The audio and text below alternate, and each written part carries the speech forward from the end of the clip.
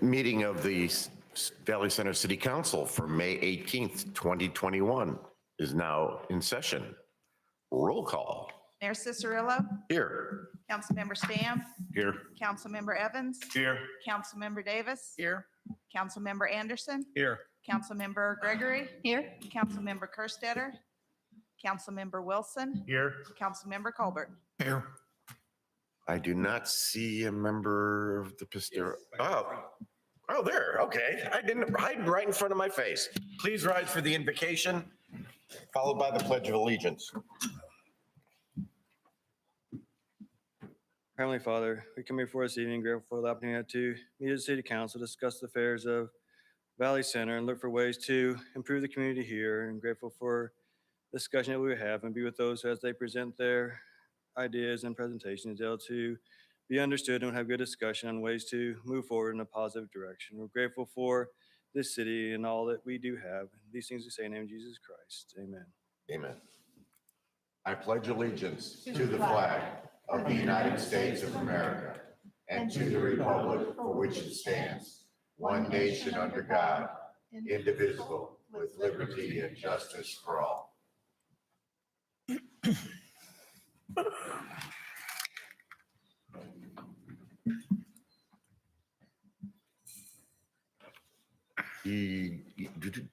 Mr. Clark, do I not make the agenda adjustment? Okay. Then we'll move on to item 5, approval of the agenda. Move to approve the agenda as presented. Second.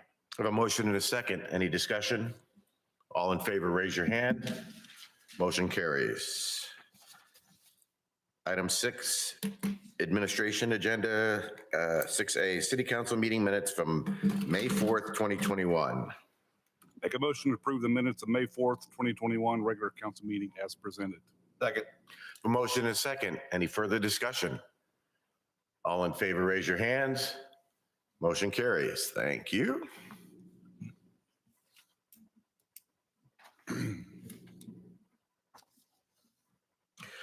All right, item 7, presentations and proclamations. We have a presentation of the water treatment plant update. Mr. Golka. Good evening, Mayor and Council. I'm very quickly going to turn the mic over to a couple of people here with us this evening that are significantly more intelligent on the subject matter than myself. We have Sarah Unruh from PEC, as well as Amelia Jordan from PEC, who over the last couple of months have been looking at water treatment plant options, what operations and maintenance and siting goes into that. So with that being said, I'll turn the mic over. They've got a brief presentation for your consideration. Thank you.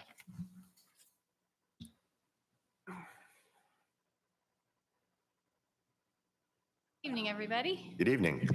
It's been a little bit since I've been in front of you. Yep. But I'm Sarah Unruh with PEC, and this evening with me is Amelia Jordan. She's been with our company for a couple of years, and she was part of the job on this project to look at the water treatment plant for you. So we're going to kind of tag team this presentation. I'll start it out, and then Amelia is going to talk to you about the technical stuff. So feel free to ask us any questions that you might have as we go through. Okay, so as Josh mentioned, over the last few months, we've been looking at kind of what would go into a new water treatment plant for the city of Valley Center. So as you know, you obviously have a contract with the city of Wichita where you purchase finished water, and that comes to you at different rates. So the more you use, the more you pay. And so in 2016, we did a study for you that looked at kind of what potential options there might be to treat the raw water from your existing wells. And look at that as a way to kind of shave that peak off of what you pull from the city of Wichita, so you're not getting into those higher tiered rates with them, or potentially look into the future at supplying water from just your wells as the main source. So in that study, what we looked at was what kind of those high level options were. So this time around, what we just completed here this year was diving a little deeper into those treatment options and getting an idea of what all the equipment would be like, what the layout would be on a facility, and what it would look like on a site, on an actual piece of land. So that's what we're going to go through this evening, is kind of give you a rundown of what we did with that study and the conclusions we came to. So a little bit of background information to start. Currently, the city has water rights with its existing wells, meaning how much water you can pull from the aquifer per the Division of Water Resources. of, it's about 308 million gallons in a year, which if you divide that out by 365 days, we call that kind of the average day usage. And that's 0.84 million gallons per day. So that's what you have available in water rights right now that you could pump out and treat. In 2020, the average use from the city based on water usage information was just shy of 0.4 MGD, so about half of your existing water right. And we're projecting out based on some past studies we've done.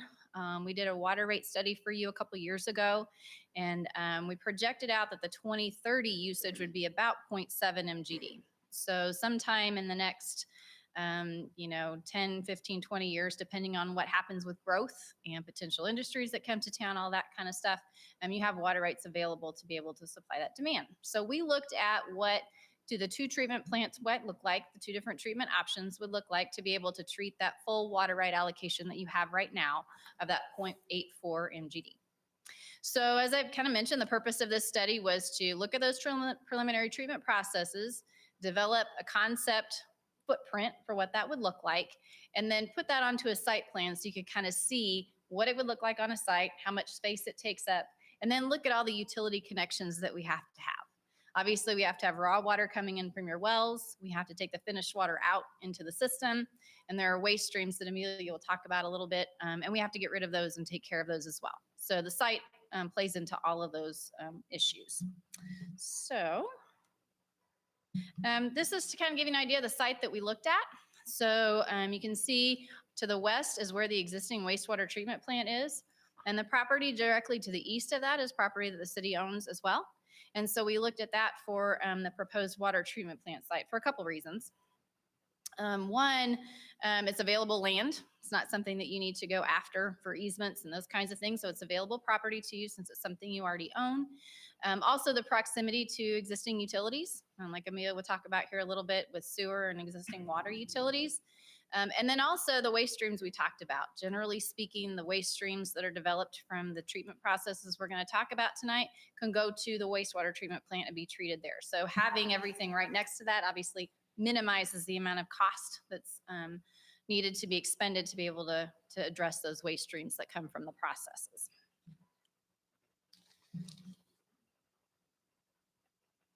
There you go. So the first thing that we did in the study was take a look at your existing water supply. So there are 3 existing wells, and 2 of them can run at the same time. They all pump into the same pipeline, so we can run 2 of those wells at a time with 1 of those wells in standby. So the first thing that we want to look at is what is the quality of the water that is coming out of those wells. And that's important because we need to know what we need to do to be able to treat it, right? The other thing that's important too is to kind of look at, if you see in this table, you've got on the left side with the Wichita water, that's what is in the water right now. So when you receive water from the city of Wichita, that's generally what it looks like as far as what it's made up of.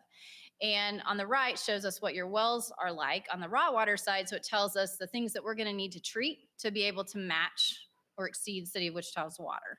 And the reason for that is, we talked about earlier that if you use this plant to kind of shave back and not have to pay those, tiered rates, you want to make sure the water that you're putting into the system from your plant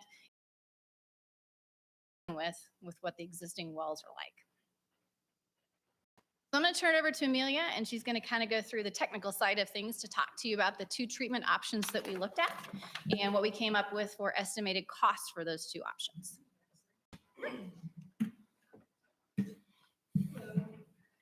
So the average water quality for the 3 wells that you guys have, your raw wells, you can see the hardness is about over double what it is coming from Wichita. Alkalinity is also quite a bit higher.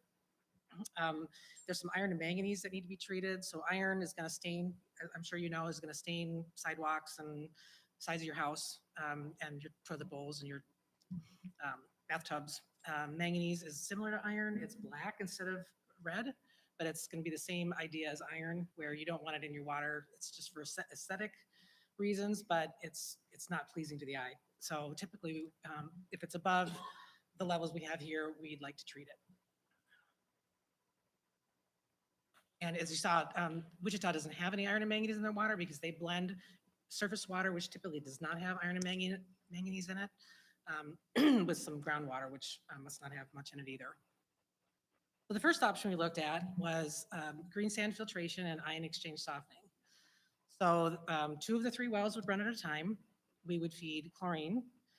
The chlorine oxidizes the iron and the manganese and allows it to be filtered out and taken out of the treated water stream. So what we do is we use a specialized media. It's called green sand. And in the filter, it's going to be an enclosed pressure filter. And inside, there will be a layer of anthracite coal, which will capture particulates and turbidity that comes out of the ground, any oxidized iron that is oxidized ahead of the filters. And then the manganese will also oxidize in the filter, and it'll take both of those constituents out. The waste streams that are generated from green sand filtration, typically it's just backwash water. Every few days, you need to backwash them, they get plugged up, and it takes more and more pressure to push through the filters. And so you need to backwash the particulate out of there. And it's usually maybe, depending, your water levels are so low that I'd say twice a week is probably what I expect to see. And that typically can go, I've never seen it not be able to go to a wastewater treatment plant. So it's right next door. So that would be very convenient. The next step would be to go through an ion exchange softener. So I don't know if any of you guys have softeners in your home, but it's the same exact thing. It's just bigger. And I know at your house, you probably only soften your hot water. So you're blending your water at your home too. So we don't want to take everything out of the water, all the hardness out of the water, because it would be aggressive. So, and it wouldn't taste very good. It wouldn't taste like the Wichita water. So we bypass a portion of the stream and just treat maybe 70% of the stream, I believe it is. And so to match more closely what the city of Wichita is providing. So with cation exchange softeners, there are waste streams that go along with those. So there's also backwash water. You have to fluff up that they have to regenerate every so often. So you'll have to have some backwash water. And there's a regenerant system that the resin is regenerated with a salt brine. So it's basically salt pellets that you saturate with water and you run through the softeners to regenerate them so they can go back into another cycle to soften the water.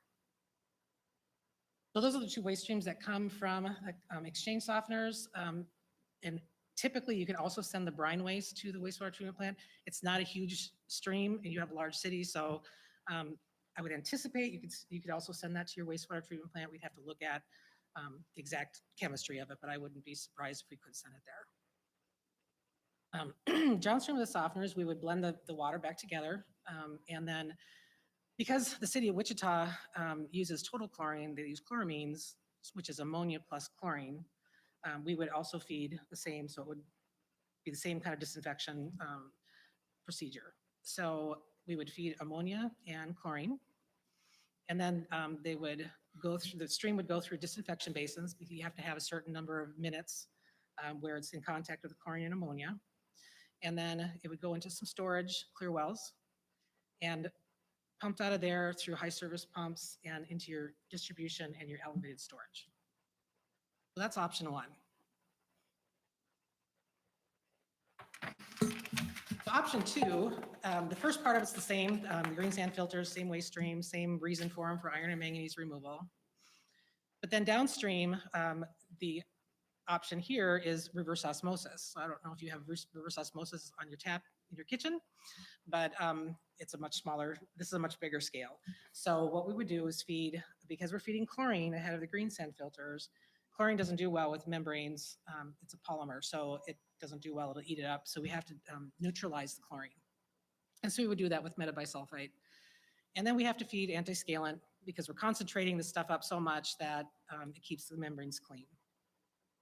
And again, we would bypass around the RO a certain percentage of the feed, because we don't want to make it super aggressive and taste weird. We want it to taste like the Wichita water. So from the reverse osmosis system, there's a continuous waste stream called the concentrate.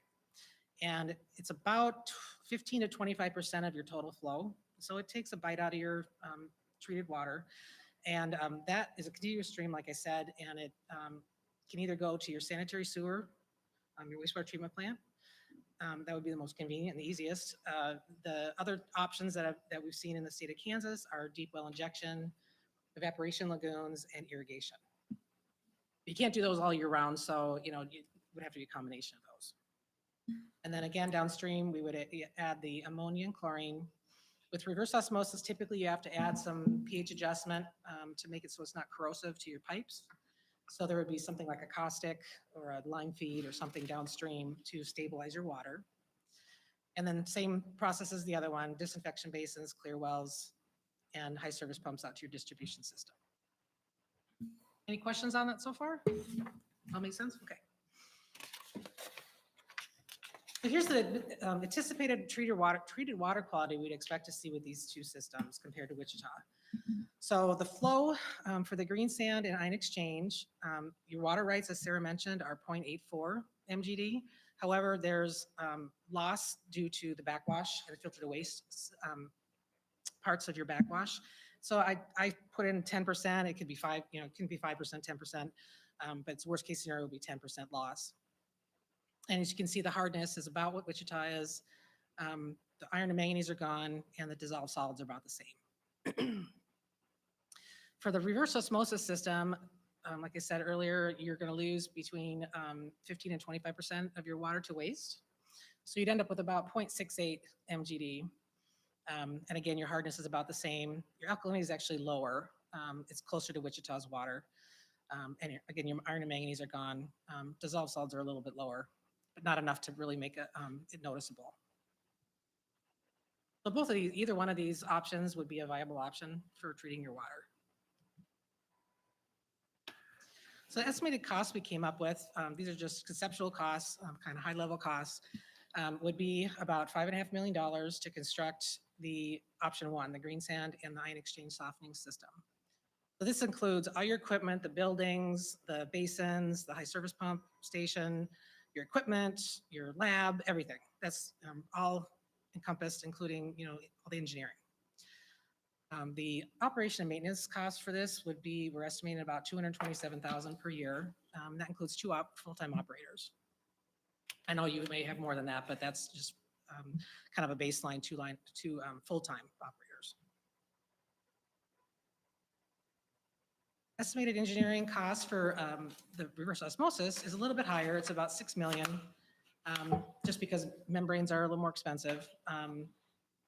And the operation maintenance is about $254,000, so a little bit higher than the ion exchange system. So one thing I wanted to point out, though, or is that later in my slides?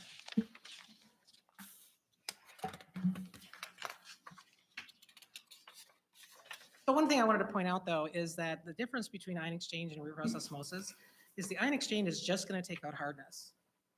So that'll meet your needs for right now to meet, to make it, very similar to Wichita water. However, one advantage of reverse osmosis is that it'll take basically everything out of the water. That's one reason you have to blend quite a bit around. So if you end up having nitrate issues in the future, it'll take care of that. You don't have to put a separate system in to take care of nitrates. So that's one advantage of reverse osmosis. Anything else pops up that needs to be treated, it'll take care of it. So again, here's the anticipated water treatment plant site. As you can see, we kind of hooked onto the access road that goes into the wastewater treatment plant and brought it over across the property to the water treatment plant. And then there's disinfection basins outside, clear wells, and the high service pump stations outside. As you can see to the southeast, there's the tower, and there's a water line, if you can see, coming from the high service pump station that goes towards the tower. So we would connect to that. It's an already existing water line. We would connect to that, and it would either go to distribution out in the system or to the tower. There's also on the top north part of your screen, you can see the line that says W. That's the proposed raw water line. The wells actually come in about a half a mile. They turn west, about a half a mile northwest of where this location is. So there would be some pipe work or some transmission lines there that would need to be added.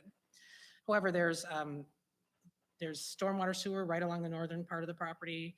There's electrical, gas, and fiber optics within 200 yards of the location we're proposing. So all the utilities are there that you would need very close. So just to give you an idea of what a preliminary project schedule would look like, upon the notice to proceed, design takes about 9 months. That's on our end, kind of going through and going through all the different, the 60, 90, 100%, working with you guys to make sure that it's meeting your needs and it's what you guys want to see in a plant. And then it goes to KDHE for review. Hopefully, it only takes them about 3 months. That's about typical for them, to take about 3 months to review and get it approved. And then after that, shortly thereafter, we would prepare the bidding documents and award the contract. Bid the contract and award it within about 2 months. Once the notice to proceed is done, we'd have some, meetings with the contractor before that, pre-construction meetings, come up with a schedule and issue a notice to proceed. And then after that, it takes about 1.5 years to construct a water treatment plant. So we're looking all in at about 3 years. And so feasibly, you could have a plant up and running by the end of 2024. Pretty quick, actually. I know 3 years sounds like a long time, but. Any questions for Sarah or myself?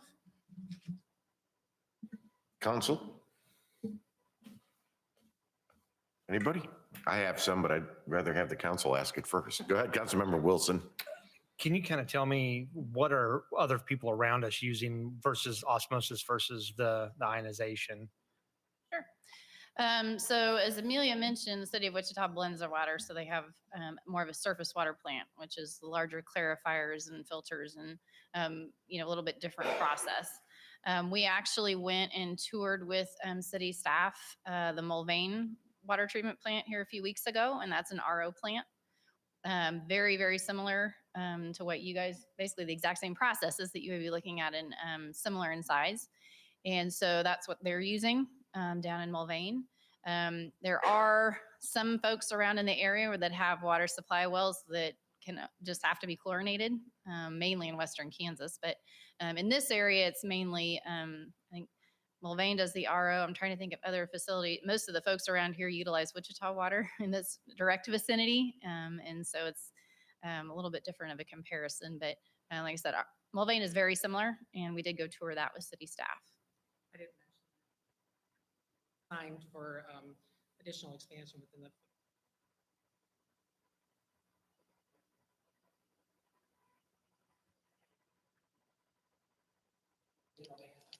Yeah, so both of these treatment processes that Amelia talked about are very simple to expand. We know that obviously things can change very quickly, as we've all found out over the last year. But that holds true too for city expansion. Things can happen, quicker than you anticipate as far as population growth, or one industry comes to town that's a very large water user. And so we know that those things can change fairly quickly in the time span. And so the facilities, when we go through to design these type of facilities, is we put the infrastructure in to be able to expand them when it's necessary. So we kind of get an idea of, okay, what do we think what you're gonna need for the long term? So like for the next 30, 40 years. And we design the structures, meaning the building footprint and, all of that, the piping connections to handle that. But then we stub those things off and you've got a pad where you can go and put the next RO unit in, or the next green sand filter, or the next pump when the time comes. Obviously, it's a whole heck of a lot cheaper to design or, to construct all that stuff now and just be able to put the equipment in when the time comes. And that's what we plan for. As Amelia mentioned, that's the way that Mulvane is designed. And that's a facility we did as well. And it's designed to treat this much right now, but when the time comes, they can add those additional units and they're good to go. So based on your study here, what's the maximum that your proposal would be able to treat? So this study was specifically based on the city's existing water rights, which is the 0.84 NGD. So that's what these costs are based on. And that's what the schedule is based on. Now, if we were to look at that, once we get into the design process and decide, okay, we want to make the structures big enough to be able to expand this to, double that, whatever it might be, the construction cost would change a little bit, obviously, because we're building structures larger. The equipment cost would stay the same, but structure costs would change to accommodate whatever that future footprint is we're looking at. Thank you. You're welcome. Councilmember Anderson. I'm going to piggyback on that question a little bit. If the expansion was done at a later date, what would need to be added? Do you add disinfection basins, clear wells, all of the above?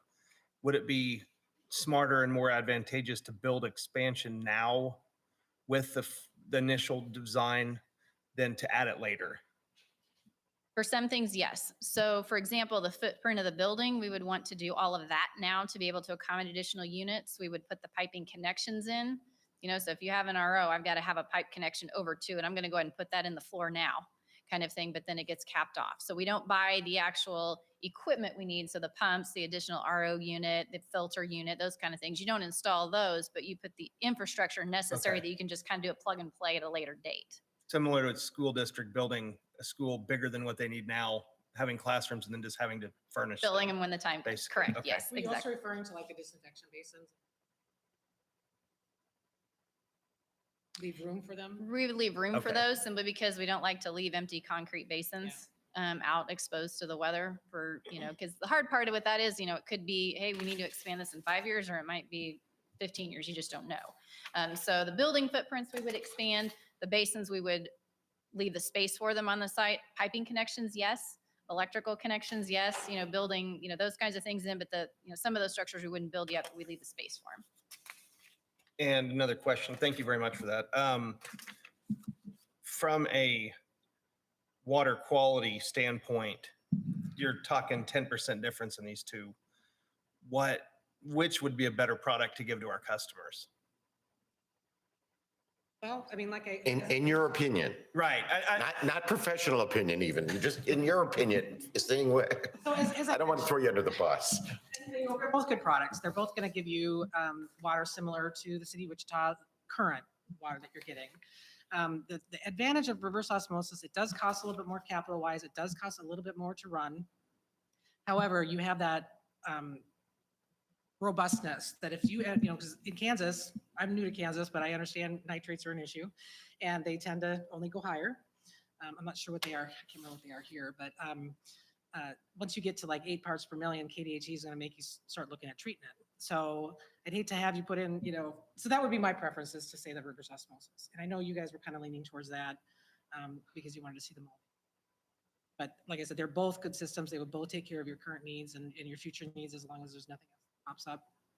I just know from our citizens, that's one of the biggest complaints is the quality of water and what it does to their hot water heaters and things like that. So I'm looking at, for the difference in that we're talking here, I would like to give them the best product possible from the get-go, and also make our equipment big enough, or our expansion, to where it's not going to cost us, like you were saying, you're planning ahead and being able to expand just by minimal additions. So They're probably complaining about scaling, right, in their water heaters. And that certainly is, we can change that. We can make it 100 parts per million and look at the stability. There's a stability index that we could look at to make it less scaling water. You can't have it be scaling water or non-scaling water. You have to have some sort of protection there. But we certainly could improve on it, and that's all part of just the design that we work through with you guys. okay. Thank you. Councilmember Gregory. On the reverse osmosis system, I know when I had one at home, I had to change the filter out every so often. Is that included in the operational cost here? Are you talking about the membranes? Mhm. Yeah, but they're usually, I don't know how often you had to change them out. I had a house for 20 years. I never changed them. I don't probably want to know what they look like, but it tasted good. But typically for the operation maintenance costs, we're looking for a utility such as this. It's between 4 and 7 years. You'd have to change out those membranes, and that is factored into that, $1.73 per 1,000 gallons. Okay, thank you. All right, I have a couple now. They did not get to all of the questions I had in my mind. Can you go back to the anticipated treated water quality slide?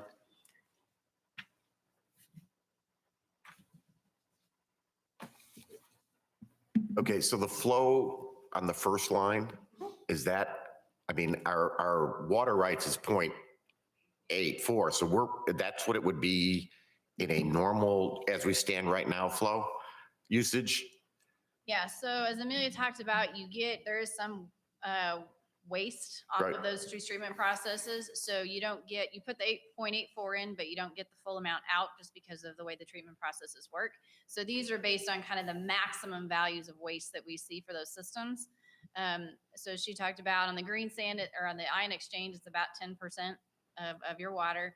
The RO is somewhere between 10, 15 to 20, 25. It just depends on the system, and we can we track that down. I think most of them are around 15 to 20 now. And so they've gotten a lot better over the last several years. But there is some water that you lose through those processes just by nature of the treatment. So Well, that would show you, that would be the amount of water that would be going to your distribution system. And that, yeah, and I was just curious because that number for the which one's higher? The green sand seems higher than, and that's putting us close to our limit then, isn't it? Yeah, we have, like I said, we have those kind of estimates of Yeah. around 0.7, and those are just based on, some potential Okay. population growth, so those can certainly change. But yeah, these would be you'd be able to get our estimated 2030 out of both of these systems. There's efficiencies you can work in to them as well, like specialized filter backwash systems. You can reduce your waste to 3% through the green sands, 5 to 8 with so there's some efficiencies you can add in to reduce the amount of waste, and you can make the reverse osmosis design at a lower recovery so that you'd have, that's probably worst case scenario that you're looking at. Then the next question I had is still on this page. Based on what you're showing here, our water is actually going to be better produced than Wichita. And if I heard that right, it's because they mix raw water in with theirs. Is that what you said? When they do it, they don't? They mix, so your source here would be strictly groundwater wells. Wichita gets water from groundwater wells and from surface water from Cheney Reservoir. Oh, And so the treated water is blended together, but the treatment processes are slightly different. And so that's why this is kind of that blended water quality. Their ratio of surface water to well water changes, over the year, but this is kind of the average of what it looks like. So to answer your question, yes, with the RO system, it would be better water with the constituents we're looking at, yeah. okay. One more. Okay. And this may not even be. Yeah, Okay. No, we don't. They get mad if I go too long. What about if we needed to add another tower? And I know it's kind of something that has been being floated around. How am I going to put this? I mean, that would overall increase our flow based on the usage of however many houses we're adding to it. Where was I going with this? I don't remember where I was going with this now. I'm going to take a guess at where you were going with it, and then All right. tell me if I'm wrong. So as far as the treatment plant is concerned, it wouldn't change anything with the treatment plant that we're doing. Adding that storage into your system simply helps you be able to serve your customers differently. So if your demand goes up in your system, you need more storage to be able to provide for them during the day. As demands, kind of go up and down during the day. So that storage, the reason for that is one, to give you storage in your system for if you have a fire in the system. So you've got that kind of fire storage. You've got emergency storage in those towers, which says, hey, I have a line break, or I have a, tornado or something happens where you lose some of your water store. I've got stored water that I can utilize in my system. And then it also provides for those peaks during the day. So obviously people use a lot more water in the morning when everybody's getting ready for work, and the same kind of happens at the end of the day. And so those towers help to handle that peak. Otherwise, these high service pumps that we've been talking about, you'd have to size them for a whole lot larger demand if you didn't have that storage in the system. And so it helps equalize that out. So that storage in your system helps on the distribution side. Wouldn't really change the treatment plant. But the treatment plant is reflective in the storage, meaning I need more storage because I have more population, I have more usage, I have more demand. Same is reflective of the treatment plant. So as your demand goes up, both of those need to reflect that. So I need more treatment, I need more storage capacity, but they're not linked directly together in the sense of what I do at the, I build this treatment plant, I build another tower, they help the system out as a whole. And remember, there's also clear wells. That will give you additional storage. So you'll have those in addition to your elevated. Yes, you went actually a little farther than where I was going, but you clearly covered what I was worried about. So, Okay, good. yeah, I guess that's all I had. Counselor, is there any other questions? No? Well, thank you very much. Thank you. All righty, moving on. We are at that time in the meeting is for the public forum. At this time, we would ask if there's anybody here that would like to speak to an item that is not on the agenda. Seeing none, we will move on. We have no appointments, committees or commissions, so we'll move on to old business. Item 11A, ordinance 1355-21, rezoning for Dill Hill.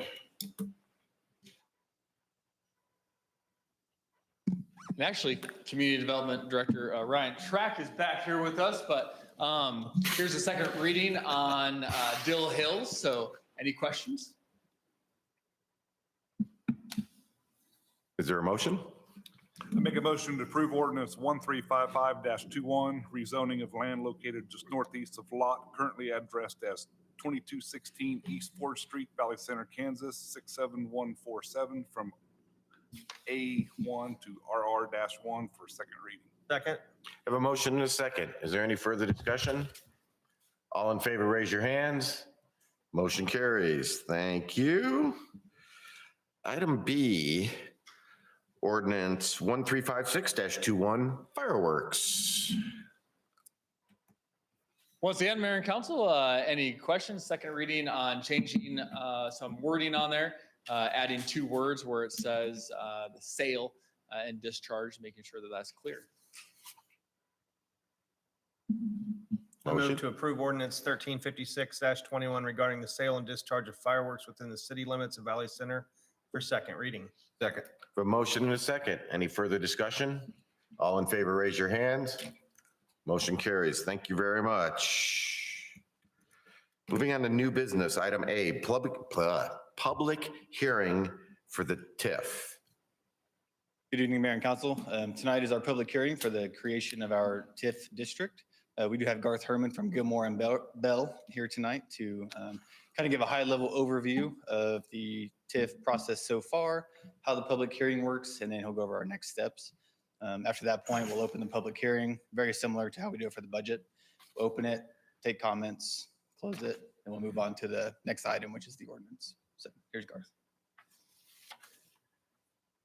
Evening, Mayor, council members. As Barry mentioned, Garth Herman with Gilmore and Bell, the city's bond counsel. I was here about a month ago, so I won't go as in-depth into the TIF process, but basically just a quick summary, kind of get us to where we're at right now. So as I mentioned when I was here last month, in essence, the creation of a TIF district and the approval of a plan has 3 steps to it. The first step is making sure that we have an eligible area. The second step is the creation of the district itself. The third step is the approval of the project plan that is going to be built and developed within that TIF district that gets created. So step 1, eligible area. We have had and confirmed that there is an eligible area based on some of the reports that were prepared by Tim Austin. It's been shown that the district property, that approximately 60% of that property is in a 100-year floodplain. And as long as a majority of the area in the district is in a 100-year floodplain, then that meets the definition of an eligible area. So kind of the first step has been met. Second step, that's really what we're doing tonight. So last month, City Council approved the resolution calling a public hearing on the creation of the TIF district. That notice of this public hearing was both mailed to all of the owners and occupants within the district itself, as well as notice was sent to the County Commission and the Board of Education for USD 262. So basically all of the procedural requirements have been met in order to hold this public hearing tonight. Once I'm done speaking, as Barry mentioned, I would request that the public hearing be open, provide an opportunity for any public comment to be given. At the close of the public hearing, then there will be an ordinance to be considered by the City Council.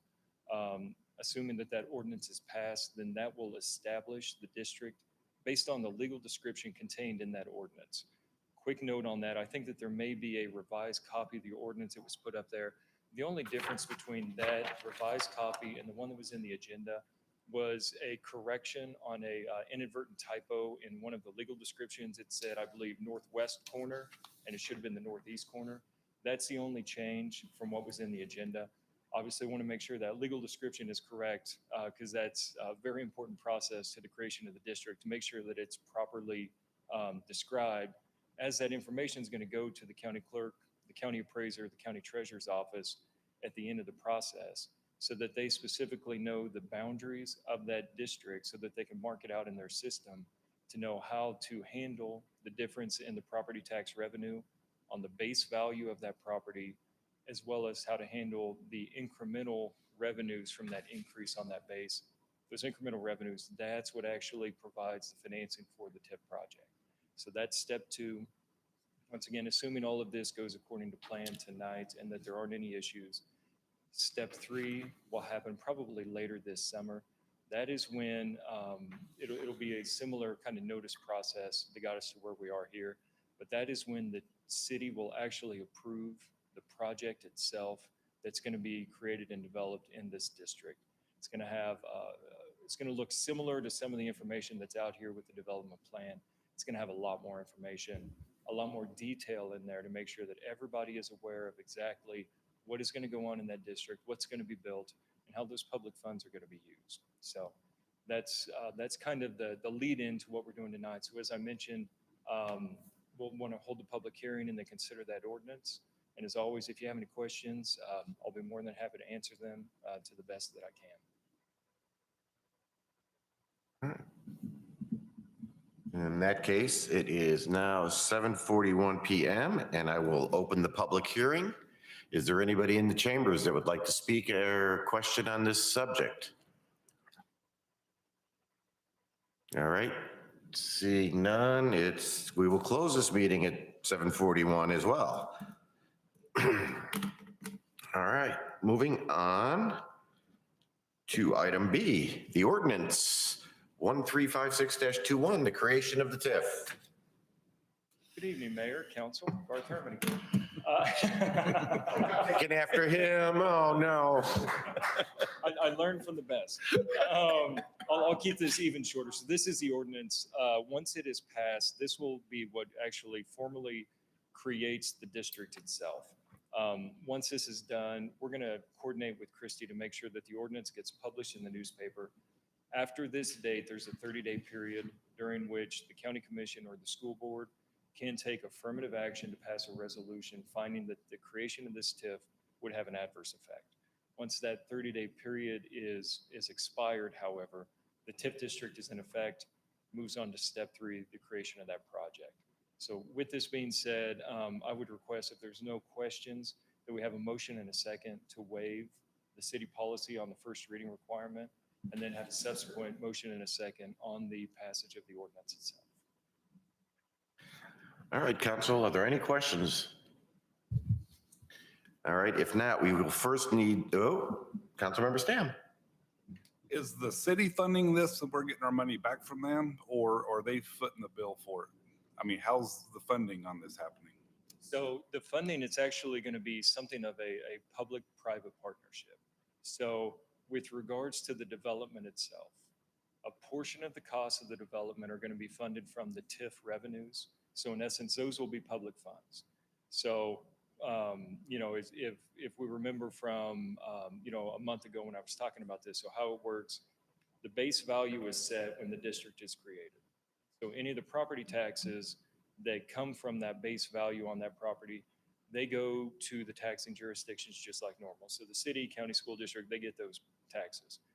As the property is built up and developed, the value increases. The property taxes on that incremental value, those are the TIF revenues that can go back to pay some of these projects that are going to be within this district.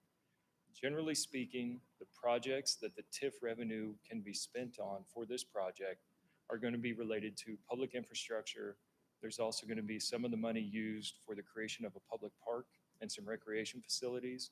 There's also going to be some of that TIF money that gets used for making improvements to Seneca, generally along the eastern boundary of the TIF district. That is what the TIF revenue, that's what the public money is going to be used for. Now, there's going to be a lot more development that goes on in here also, because part of the overall development of this, it's not just the creation of the park or the improvements to Seneca, it's going to be the development of single-family residential housing. It's going to be some commercial development that's up in there. And so that, the money to pay for that development, that's not going to be from the public funds, though. That's going to be from the actual developers. And that's going to be their piece of the project. That's what they're going to put the money in for on that. So there's going to be a little bit of public money. There's going to be more private money that goes in to make this kind of overall development project go. Does that answer your question? Yeah, I just, again, like I said before, I don't want to get stuck with a bunch of lots when they decide it's not working and they leave town. And here we're stuck with land again, trying to get rid of it. And so I don't know if Barry wants to speak a little bit to that, but that is definitely something that we're keeping in mind. So we've been in constant contact with the developers on this. They have initially requested a tax increment financing bonds to be issued for this project. We're still working out a little bit of those details, but we are requiring letters of credit in an amount to insulate the city from any exponential risk or anything like that. So we're still working on those final little details left, but we will definitely be insulated from all the risk if the development does not occur. I actually done a little research since our last meeting on the two developments that they told us that they were involved with, one at Cadillac Lake, which anybody can develop anything out there. That area is crazy anyway, but the one up or down south, South Fork development, it was done in 2013, was approved, and there's only been 3 things built there since then. Those could have been built off the frontage of 47th Street without all that district built. So I think that was not a very good example to use. It don't seem like that one's taking off like it's supposed to, and that's what I'm afraid about this one. Well, the initial project on this one is going to be all the dirt work and stormwater drainage for the first part of the project. And as of right now, that's 100% guaranteed from our letter of credit discussions moving forward. So that's why I say when the city is totally insulated from risk, Yes, that's as the way long we're as the going. city's covered, Yep. then I'm still not hip about it, but as long as we're covered, then. Thank you. And also, just to kind of follow up on that, with regards to this action being taken tonight, so this is just the district creation. So a lot of those details about the specifics of the project, the letter of credits, and the amount of money, that's what will come kind of on step 3 with regards to the approval of the project. That's where a lot of those details are going to get hammered out in a development agreement between the city and the developers to kind of put in place and make sure that everybody's on the same page about what, the duties and obligations. It's not a plan that you want to do down the road.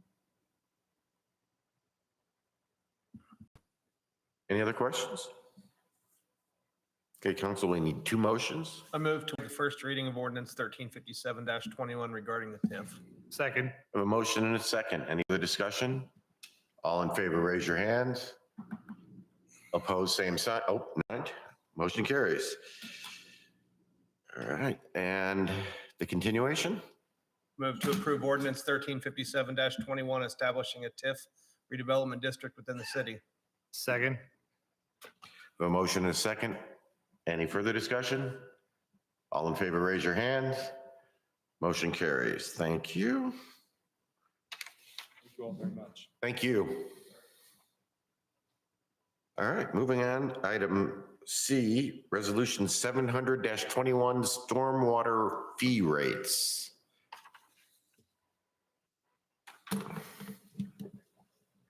Good evening, Mayor and Council, once again. It is time to reestablish our stormwater fee rates. They will expire according to our current resolution at the end of this year for 2021. What we are proposing moving forward is to just keep them flat right at that $8 point.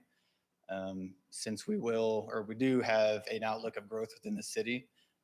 As we obtain that growth, that will give us that eventual increase in our stormwater fee over time. So I think we're really good where we're at right now at the $8 point. In the future, when it comes to more stormwater projects, I want to try and use more cash up front rather than using the total accumulation of that fee right now to just make a bond payment for the next 20 years. That way we can do more projects over time. Because as the fee sits right now, we can do about $4.5 million over a 20-year period. But if we switch the way we utilize the cash for the projects, we can do about $6 million in projects over that same period of time. So I think we're really good where we're at this $8 point. We're generating enough funds to cover those initial costs and really get that debt paid down early before we go to final financing. Questions from council? First of all, thank you again, how you've managed to do all this stuff. I'm sure I can speak for everybody and we're very appreciative of it. So, all right, is there a motion? Motion to approve resolution 700-21, amending the stormwater management fee and adjusting the rate charged. Second. Motion is second. Any further discussion? All in favor, raise your hands. Motion carries. Thank you. All right. Item D, approval of purchase for mixer for wastewater treatment plant and Oxen Basin. Wow. That's a mouthful, isn't it? Good evening, Mayor, members of council.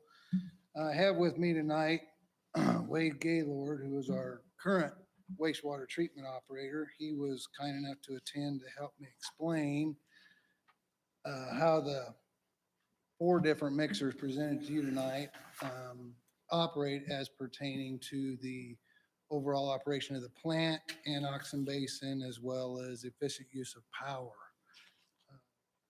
I think we think that it would be well to start out as Wade kind of gives a brief explanation of the plant and how it affects the basins and the plant use. Over to Wade. Good evening. Thanks for having me here. Like Rodney said, I'll just go over real quick kind of the area that this mixer pertains to, the function of it, and then how it helps our effluents. So as Sarah and Amelia said, nitrates are kind of our enemy. We're required to do nitrate and phosphate removal. And then this portion of the plant is where we do our nitrate and phosphate removals. So it's kind of a settling tank where the mixer is. And in this area, we want to have a slow mixing, not a violent action. This is an oxygen deficient area.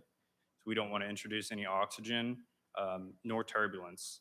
And that's one of the reasons why that we want to choose the Landia mixer, because it is a very slow RPM mixer. It's what, Rodney, 250 RPMs, I believe? 250 RPMs, yeah. Okay. And with our biological nutrient removal, we want to keep our nitrogens under 10 parts per million, as well as our phosphates under 1. And like I said, this is where we do our removals here. And we cannot really control our retention times, but we can control how our flocculation occurs within this basin. Our enemy is flock shearing. So you can kind of think of it as maybe making chocolate milk with Nesquik. You have all your little particulates and they come together in this area, which helps the microorganisms be able to do their job because they gather as molecules together. The microorganisms are able to strip the oxygen molecules off the nitrate as well as the phosphates and off gas there. And if you have flock shearing, your molecules are going to be separated, making it harder for the microorganisms to do their job because they have several different small flocks versus a little bit larger, more gathered flocks. So that's the importance of the slow mixing and the way that operates there. So what we have here, so he mentioned the Landia mixer, which rotates at 250 RPMs, and it is a 4.9 horsepower mixer, as opposed to what we're currently using is 7.5 horsepower. So with here we have the Flight 4630, and it's a 2.5 horsepower mixer. So it's gonna be more efficient on power. But in order to achieve that increased efficiencies, you have to put on there what is called a jet ring. Now, I was remiss as to add a picture of this jet ring. I have one here. If Wade would like to give this to Matt, it gives a better picture, a visualized picture of this ring. This ring can actually cause maintenance issues. It has to go on the outside of the mixer, so you'll see that prop there. Well, and actually there'd be a big metal ring around that prop, and you'd have to drag all this liquid through that ring. Well, in this liquid, there's debris, rags, hair, all kinds of things that'll catch on that ring. Well, these gentlemen did a very good job of contacting neighboring cities. One of those cities had one of those mixers with the ring on it. Actually, so much debris caught on it, it ripped the ring off of the mixer. They then went to the Landia mixer itself. Yeah, Winfield, about a month ago, actually installed the exact model that we were quoted here due to the jet ring being broken from the debris because you have tight tolerance there. Like Rodney said, you get disposable wipes, hair, just name it through there. And it causes the friction and the vibrations ended up breaking the ring, the mounting structure on it. And they so chose to, rather than repair it, went to a Landia mixer, which does not require a jet ring. So the other flight mixer we have is what they call a smart mixer, and it turns at 290 RPMs, and it's a 4 horsepower, so it's an efficient mixer. However, the reason we like the Landia mixer over this is in order to achieve that, the Landia mixer uses gear reduction to achieve the slower speeds, whereas this mixer is going to use what's called a variable frequency drive, or i.e. a VFD. So basically, in order to achieve those, you have to manipulate the power, in this case, frequencies, to slow the machine, speed the machine up. And this uses, they have to use proprietary control. So we're going to have to change controls. We're going to have to, we're locked down to their controls. And a large part of that VFD is actually part of the motor. So it's submerged in the tank, which is a pretty harsh environment. Once again, we don't recommend that. The other one on here was the aerolator, and it's a similar mixer to what we have. We weren't able to find anyone that uses it. We didn't know much about that mixer. It's a 7.5 horsepower, which is not going to achieve near energy savings. And its RPMs are nearly double. Yeah, its RPMs are nearly double. So they did a slight energy savings calculation.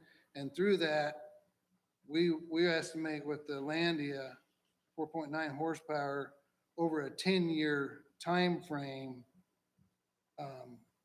even after taking the $2,500 price difference off from the next lower price mixer, over 10 years, we could realize approximately a $29,000 savings.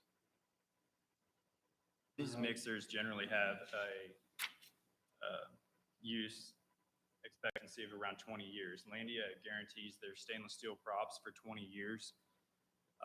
And also, you know, with the Landia mixer, we're buying the service after sale. We're not just buying the product. Landia has a great reputation for taking care of their customers. If they do have any problems, they're going to come out and do the setup with us, show us how the maintenance is done. If we choose, we can set up a program to do a maintenance with their technicians, which consists of oil change in the gearbox there and, you know, a once over of the electronics of the equipment. So I really like the Landia for that fact. We actually met with our territory sales rep. He came out and talked to us about it. Art Savage is out of Texas, and he did a great job with this. And we would be going through Fluid Equipment, which we haven't established a relationship with Fluid Equipment currently. We feel this is very, very important to go through these explanations because at this point in time, we're actually requesting the highest price. So as you can see, sometimes the lowest price isn't obviously. So we're presenting value is what I like to say. And I'm not sure if there's much more. Well, let's see. In the Landia. Let's see if there's any questions from council.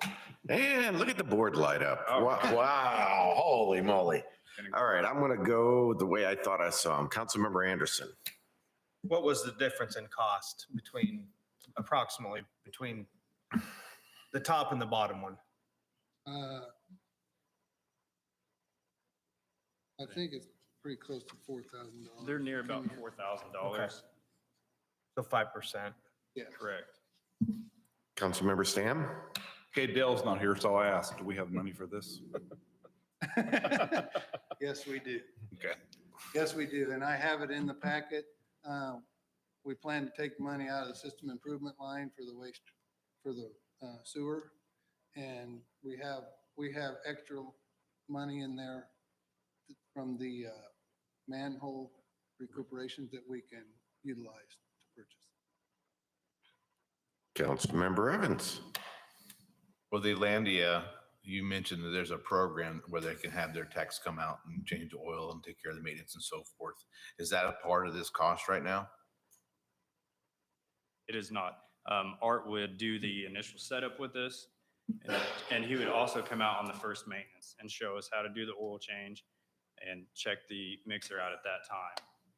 So do we know if we're going to use their, if we're looking towards their program or if we're looking at taking care of the maintenance at home? We haven't addressed that yet. Councilmember Wilson. Yeah, I think Chris just asked my same question because I think I was going to ask what the savings would be on the maintenance between it versus one of the other units you showed here. And it's, I don't have the details, but you're gonna have similar maintenance with every, They're going to be on a similar schedule. they all have an oil tank that you have to change it. Right. And then oil also acts as a seed. And are we replacing this because we're having an issue right now? Yes. Okay. Yes, it's fatal. Go ahead. Currently, this mixer operates in the largest basin. We have 3 total basins. The first 2 are much smaller volume, and they each have 1 direct drive mixer in them.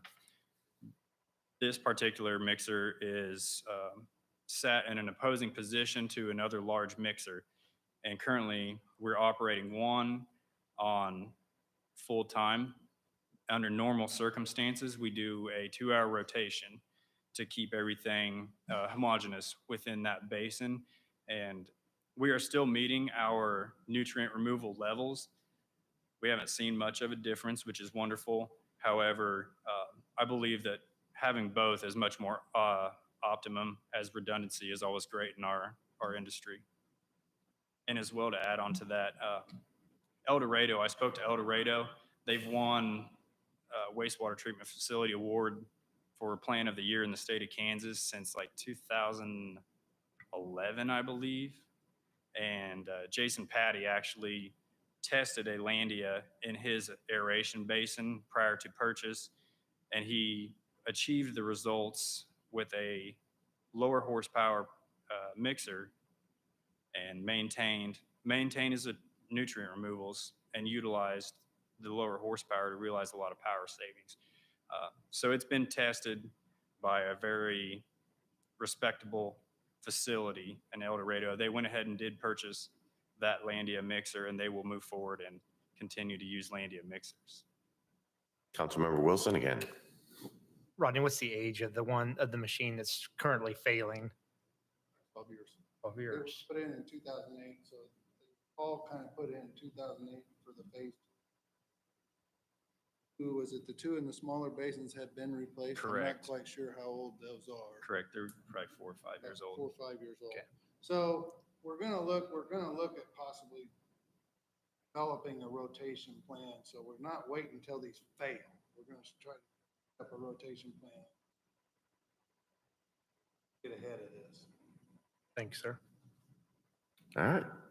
Any others? Do we have a motion? I move to approve purchase of the Landia POP I 4.9 horsepower, 250 model mixer from Fluid Equipment at a price not to exceed $20,918. Second. We have a motion and a second. Any further discussion? All in favor, raise your hand. Motion carries. Thank you very much. Thank you.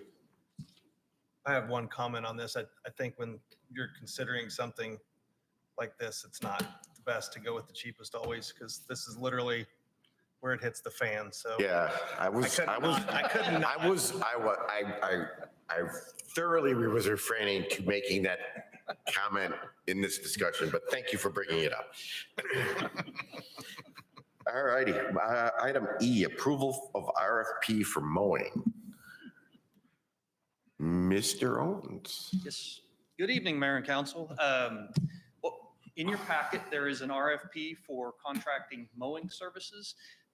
It is a portion of our mowing, and it also includes some right-of-way areas, which Public Works takes care of as well. The reason for this, well, let me back up. It's about 12 and a half acres combined, all these various properties. And this RFP is before you because we are having a hard time, and we have over the course of the last several years, getting seasonals to help us with those duties and tasks and stuff. We've exhausted, our typical routes of using Indeed, and we're just not getting a lot of applicants, and we're not seeing that. It seems to be a trend. We've tried, several different things, but anyways, we're looking at this RFP as an option to help us offset some of that. We're still going to keep the majority of our mowing operations, both works and parks and public buildings, in-house. This would just help kind of shave some of that load off of us to be able to keep up. Let's see. Other than that, we're just asking for the proposal to be put out there. We will have money in our budgets where we would probably use our salaries from our part-time seasonal staff to help offset this. And I'd stand for any questions you might have. Councilmember Anderson. You're strictly asking for approval to request proposals from people, bids from people. Correct. Then you would come back if you would find someone that That is correct. were with the bids to come back to us for approval. Okay. Yes. And it'll be set up to where we can adjust those if we want to pick and choose within our properties that we have listed there. We can kind of tailor it to meet our budget and stuff. Any other questions? Motion? I make a motion to approve advertising for the RFP for mowing service of certain property located in the city of Valley Center. Second. A motion and a second. Any further discussion? All in favor, raise your hand. Motion carries. Thank you, sir. Thank you. All right, moving along to the consent agenda. I make a motion to approve the consent agenda as presented. Second. I have a motion and a second. All in favor, raise your hand. Motion carries. Staff reports. We'll start with Mr. Schreck, who is back. Yay! Congratulations, Papa. Thank you very much. I didn't have anything I wanted to bring up tonight. Just wanted to publicly thank my department staff along with Mr. Smith and our city administrator for providing support to my department while I was gone. But baby boy, he's doing well. So is my wife, and we're moving forward. So he's 2 months old already, which is so hard to believe. But again, he's doing well, and it is good to be back. I never realized how quiet the Public Works building was until I came back after being gone for 2 months. So I was like, so quiet. But it is good to be back. So yes, I returned off of my leave yesterday, and it is good to be back. So thank you. Thank you. Mr. Owens, anything else? Chief Newman has something. He's heading this way. Good evening, Mayor and Council. I'm sure most of you saw on our Facebook that we made a new hire. So I wanted to take this opportunity to formally introduce Officer Greg Fox to you. That's the first time I made that mistake. Officer Greg Fox to you. He started last Friday and more this week. He'll do a little bit of field training. Comes to us with 10 years prior experience in law enforcement. So the training process will be a lot faster for us this time. So you'll see him on the streets a lot sooner. So he's going to stick around for a little bit after this if you'd like to meet him afterwards. Thank you. Welcome. Thank you. Mr. Eggleston. Mr. Gulka. Wow. That's because he had everybody else do the talking for him tonight, see? Mr. Arbuckle. Mr. Smith. One quick item this evening. You may have heard from some of your constituents. They received a phone call last month regarding their utility service. We implemented a new Tyler Notify system with our Encode. Doesn't cost us anything except 10 cents a phone call. Normally we average about 25 to 30 cutoffs every month. which involves a lot of staff time going out, turning off water, turning back on water, everything like that. So we spent $5.30 and cut our cutoff amount down from 53 to 5. Wow. So we saved about $2,000 in penalties that would have been assessed by just utilizing the system. That's been available for a little while, but we're just trying to get into the weeds and pull everything out that we can to utilize to really help everybody out. So I thought that was pretty cool. I want to give a shout out to my team for getting it all up and going, and so I'll let you know. Yeah, it's pretty cool that I finally got an alert too in an email saying my bill will be due after whatever day it was that we did that. Yes. So And coming soon will be electronic billing. So if you want to opt out of your paper bill, that'll be great. will be pretty soon. So. Because I think this is the only paper bill I still get, to be honest with you. So Yeah, currently you can log on and your bill shows up on your online account now and all that. So we're almost there, getting close. thank you. Do I see? Is he gone? Oh, no, there he is. Mr. Clark. Wow. It's a trick. All right, moving right along. Governing body reports. That's twice now, and it was even, it's, okay. I have nothing at this point in time. Mr. Councilmember Stam. I have nothing. Councilmember Evans. I have nothing. Councilmember Davis. I have nothing. Councilmember Anderson. I have nothing. Councilmember Gregory. Sedgwick County Association of Cities is meeting Thursday night. We'll be touring the new Riverfront Stadium. If you would like to attend, let Laura Rainwater know tomorrow. And I didn't see any flooding in town. I didn't go up north. I don't know how that was, but I didn't see any flooding on 5th Street.